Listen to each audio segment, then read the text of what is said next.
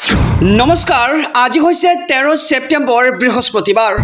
এই মুহূৰ্তত সমগ্ৰ ৰাজ্যবাসীৰ বাবে আহি পৰিছে আজি সন্ধিয়াৰ বহুকেইটা ডাঙৰ খবৰ এই মুহূৰ্তত জনাইছো আজিৰ প্ৰথমটো খবৰে সমগ্ৰ ৰাজ্যবাসীৰ বাবে এটি ডাঙৰ খবৰ বিগ ব্ৰেকিং নিউজ এনআৰসিৰ পুনৰীক্ষণ হ'বই চৰকাৰৰ সৰ্বোচ্চ ক্ষমতা প্ৰয়োগ কৰি কৰা হ'ব সংশোধন মুখ্যমন্ত্ৰী ডক্টৰ হিমন্ত বিশ্ব শৰ্মাৰ এক ডাঙৰ ঘোষণা এই মুহূৰ্তৰ খবৰ জনাইছো সমগ্ৰ ৰাজ্যবাসীক এক ডাঙৰ খবৰ মুখ্যমন্ত্ৰী ডক্টৰ হিমন্ত বিশ্ব শৰ্মাৰ ডাঙৰ মন্তব্য এনআৰসিৰ পুনৰীক্ষণ হ'বই চৰকাৰৰ সৰ্বোচ্চ ক্ষমতা প্ৰয়োগ কৰি কৰা হ'ব সংশোধন ভাৰত চৰকাৰে হওক উচ্চতম ন্যায়ালয়ে হওক অথবা অসম চৰকাৰৰ ক্ষমতা প্ৰয়োগ কৰি হলেও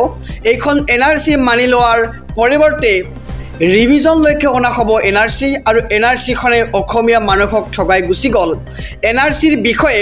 বহু বিসংগতিৰ তথ্য পৰলৈ আহিছে মুহূৰ্তৰ খবৰ জনাইছো ডাঙৰ খবৰ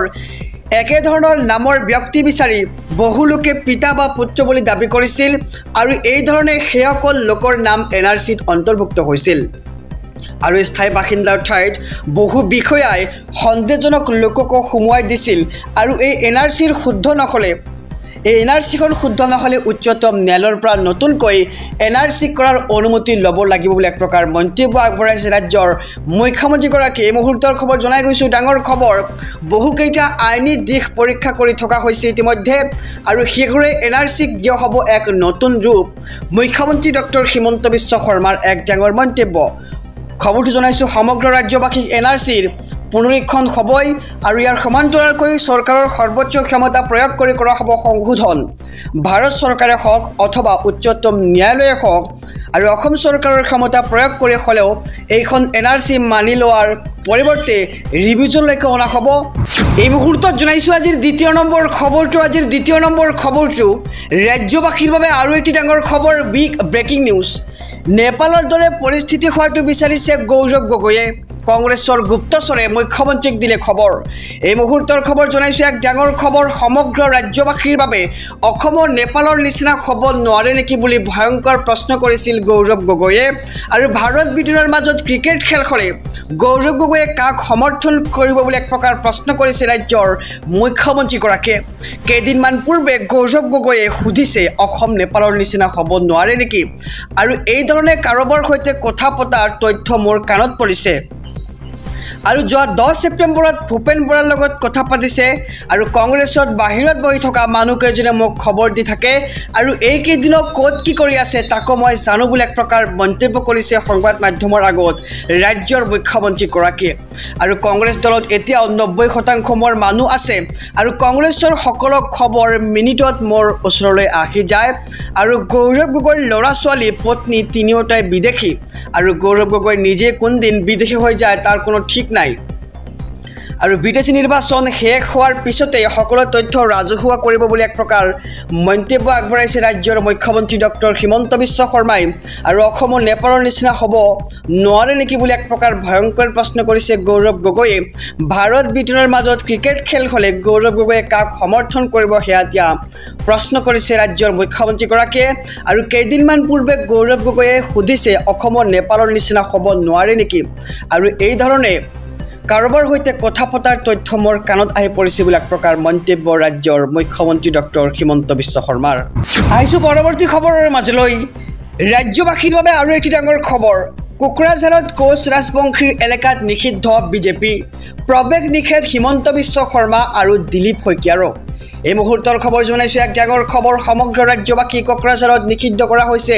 বিজেপি কোচ ৰাজবংশী অধ্যুষিত এলেকাত প্ৰৱেশ কৰিব নোৱাৰিব বিজেপিৰ কোনো নেতাই মুখ্যমন্ত্ৰী হিমন্ত বিশ্ব শৰ্মা দিলীপ শইকীয়াও প্ৰৱেশ কৰিব নোৱাৰে কোকৰাঝাৰত আৰু ঘোষণা কমতাপুৰ ষ্টেট ডিমাণ্ড কাউন্সিলৰ এই মুহূৰ্তৰ খবৰ জনাই গৈছো ডাঙৰ খবৰ বিজেপি ত্যাগ কৰক কোচ ৰাজবংশী লোকে মুখ্যমন্ত্ৰীৰ নিৰ্দেশত হৈছিল গোলকগঞ্জৰ বৰ্বৰ ঘটনা আৰু বিস্ফোৰক অভিযোগ কেএছ দিছে আৰু বিশ্বজিৎ ৰায় হৈছে এটা দালাল নিৰ্বাচনৰ সময়ত দালালি কৰাটো বিশ্বজিৎ ৰায়ৰ পুৰণা স্বভাৱ বুলি এক প্ৰকাৰ মন্তব্য কৰা হৈছে আৰু কোচ ৰাজবংশী এলেকাত বিশ্বজিৎ ৰায়ে প্ৰৱেশ কৰিলে পহুখেদা দিয়া হ'ব আৰু কোকৰাঝাৰত নিষিদ্ধ কৰা হৈছে বিজেপি কোচ ৰাজবংশী অধ্যুষিত এলেকাত প্ৰৱেশ কৰিব নোৱাৰিব বিজেপি আৰু মুখ্যমন্ত্ৰী হিমন্ত বিশ্ব শৰ্মা আৰু দিলীপ শইকীয়াও প্ৰৱেশ কৰিব নোৱাৰে কোকৰাঝাৰত আহিছো পৰৱৰ্তী খবৰৰ মাজলৈ ৰাজ্যবাসীৰ বাবে আৰু এটি ডাঙৰ খবৰ বিগ ব্ৰেকিং নিউজ অবৈধ বাংলাদেশীক লৈ বৃহৎ একশ্যন আটক কৰাৰ লগে লগে 12 ঘণ্টাৰ ভিতৰত কৰা হৈছে পুছবেক এই মুহূৰ্তৰ খবৰ ডাঙৰ খবৰ জনাইছো এছবি অসম মিডিয়াৰ সমূহ দৰ্শকক গতিকে খবৰটি দিয়াৰ আগতে যদিহে আপুনি চেনেলটোত নতুন তেন্তে সাবস্ক্ৰাইব কৰক আৰু যদিহে এতিয়ালৈকে ভিডিঅ'খনত লাইক কৰা নাই এটা কৈ লাইক কৰি দিয়ক ডাঙৰ খবৰ জনাইছো ৰেহাই দিয়া নহব কোনো অবৈধ অনুপ্ৰৱেশকাৰীক অসম অনুপ্ৰৱেশকাৰীৰ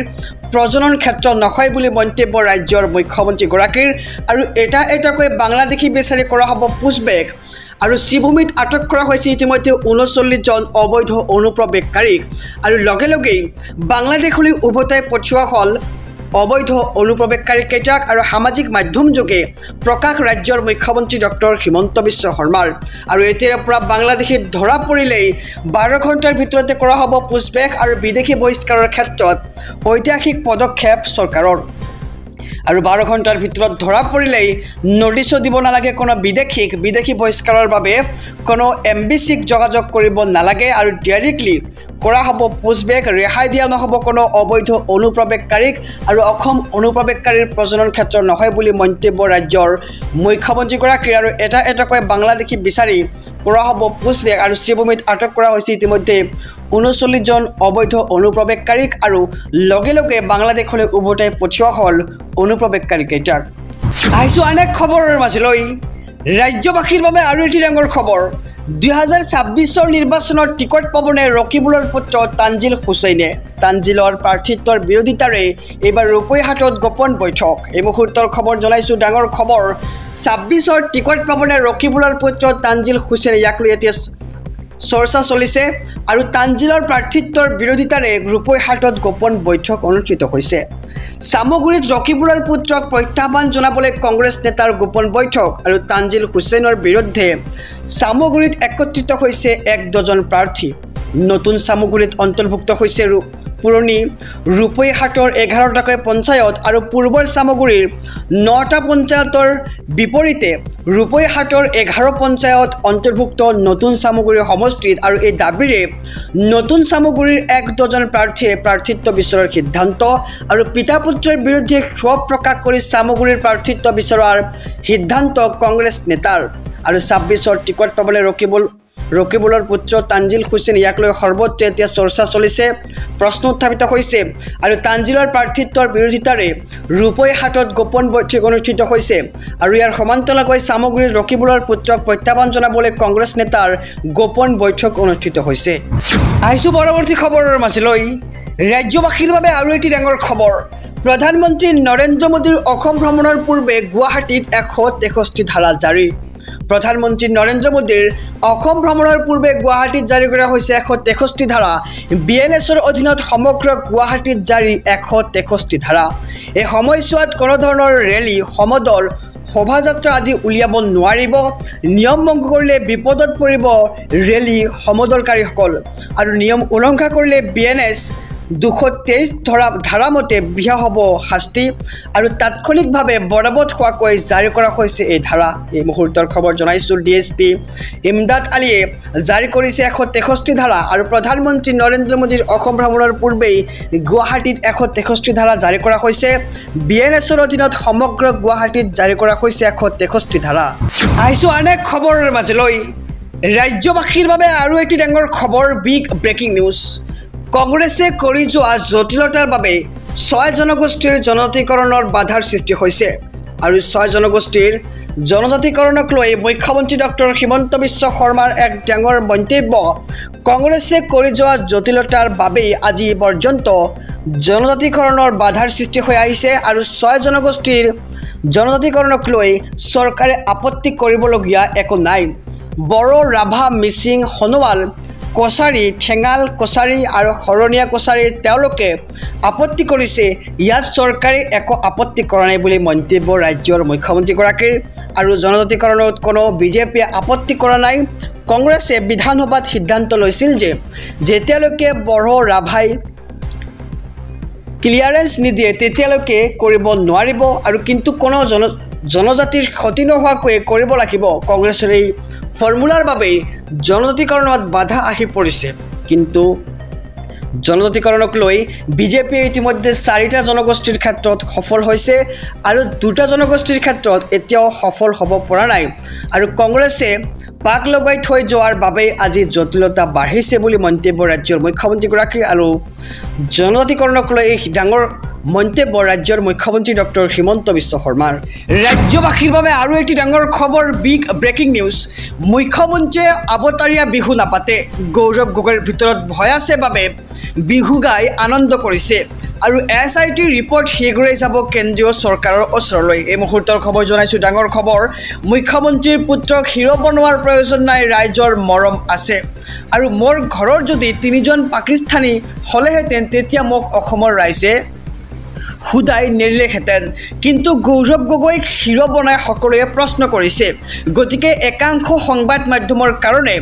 আজি গৌৰৱ গগৈক হিৰো বনাই আছে আৰু মুখ্যমন্ত্ৰীয়ে সদায় গম্ভীৰতা বজাই ৰাখে আৰু মুখ্যমন্ত্ৰীয়ে অৱতৰত বিহু নাপাতে বুলি এক প্ৰকাৰ মন্তব্য কৰিছে মুখ্যমন্ত্ৰীয়ে বিহু 10,000 যুৱক যুৱতীক লৈহে পাতে আৰু নিজৰ ভিতৰত কিবা এটা ভয় থাকিলেহে আনন্দ কৰি দেখায় আৰু গৌৰৱ গগৈয়ে ভূপেন বৰা আৰু আন কংগ্ৰেছীৰ সৈতে কি কথা পাতি আছে মই সকলো জানো বুলি এক প্ৰকাৰ মন্তব্য কৰিছে ৰাজ্যৰ মুখ্যমন্ত্ৰীগৰাকীয়ে আৰু SIT ৰিপৰ্ট সোনকালে যাব কেন্দ্ৰীয় চৰকাৰৰ ওচৰলৈ আৰু তাৰ পিছতহে চৰকাৰ সৰব হ'ব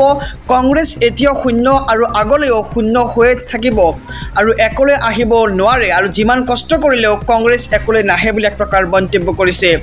ৰাজ্য মুখ্যমন্ত্ৰীগৰাকী আৰু কংগ্ৰেছ আৰু গৌৰৱ গগৈক এবাৰ সমালোচনা ৰাজ্যৰ মুখ্যমন্ত্ৰী ডক্টৰ হিমন্ত বিশ্ব শৰ্মাৰ আহিছো আন এক খবৰৰ মাজলৈ ৰাজ্যবাসীৰ বাবে আৰু এটি ডাঙৰ খবৰ কংগ্ৰেছত থকা 70% সন্দেহজনক লোক মোৰ দিনত NRC হলে বাপ দেখিলেহেঁতেন এই মন্তব্য ৰাজ্যৰ মুখ্যমন্ত্ৰী ডক্টৰ হিমন্ত বিশ্ব শৰ্মাৰ এই মুহূৰ্তৰ খবৰ জনাইছো সমুদৰ্শকক কংগ্ৰেছত থকা 70% লোকেই সন্দেহজনক আৰু কংগ্ৰেছৰ মিটিঙত সদায় সন্দেহজনক লোককহে দেখা পোৱা যায় আৰু মোৰ দিনত NRC হলে বাপ দেখিলেহেঁতেন 10 ছেপ্টেম্বৰক লৈ কংগ্ৰেছে কৰিছিল আনন্দ উল্লাস আৰু SITৰ প্ৰতিবেদনত একো নাই বুলি দাবী কৰিছিল কংগ্ৰেছে আৰু কংগ্ৰেছৰ কৰ্মীসকল কোন বুলি প্ৰশ্ন ৰাজ্যৰ মুখ্যমন্ত্ৰী ডক্টৰ হিমন্ত বিশ্ব শৰ্মাৰ আৰু কংগ্ৰেছত থকা 70% লোকে সন্দেহজনক বিলাক প্ৰকাৰ মন্তব্য কৰিছে ৰাজ্যৰ মুখ্যমন্ত্ৰীগৰাকীয়ে আৰু কংগ্ৰেছৰ মিটিঙত সদায় সন্দেহজনক লোককহে দেখা পোৱা যায় আৰু মোৰ দিনত NRC হলে বাপ দেখিলেহেঁতেন বুলি এক প্ৰকাৰ মন্তব্য কৰে ৰাজ্যৰ মুখ্যমন্ত্ৰীগৰাকীয়ে আৰু যোৱা 10 ছেপ্টেম্বৰক লৈ কংগ্ৰেছে কৰিছিল আনন্দ উল্লাস আৰু SITৰ প্ৰতিবেদনত একো নাই বুলি দাবী কৰিছিল কংগ্ৰেছে আৰু কংগ্ৰেছৰ কৰ্মীসকল কোন বুলি প্ৰশ্ন এতিয়া ৰাজ্যৰ মুখ্যমন্ত্ৰী ডক্টৰ হিমন্ত বিশ্ব শৰ্মাৰ আহিছো পৰৱৰ্তী খবৰৰ মাজলৈ ৰাজ্যবাসীৰ বাবে আৰু এটি ডাঙৰ খবৰ বিগ ব্ৰেকিং নিউজ কংগ্ৰেছ মানে শূন্য যিমান কষ্ট কৰিলেও কংগ্ৰেছ একলৈ নাহে এই মন্তব্য ৰাজ্যৰ মুখ্যমন্ত্ৰীগৰাকীৰ এই মুহূৰ্তৰ খবৰ জনাইছো সমুদৰ্শকক কংগ্ৰেছ এতিয়াও শূন্য আৰু আগলৈও শূন্য হৈয়ে থাকিব একলৈ আহিব নোৱাৰে কংগ্ৰেছ আৰু যিমান কষ্ট কৰিলেও কংগ্ৰেছ একলৈ নাহে গৌৰৱ গগৈক হিৰো বনাই সকলোৱে প্ৰশ্ন কৰিছে গতিকে একাংশ সংবাদ মাধ্যমৰ কাৰণে আজি গৌৰৱ গগৈক হিৰো বনাই আছে আৰু মুখ্যমন্ত্ৰীয়ে সদায় গাম্ভীৰ্যতা বজাই ৰাখে আৰু মুখ্যমন্ত্ৰীয়ে অৱতৰত বিহু নাপাতে বুলি এক প্ৰকাৰ মন্তব্য কৰা পৰিলক্ষিত হৈছে আৰু মুখ্যমন্ত্ৰীয়ে বিহু 10,000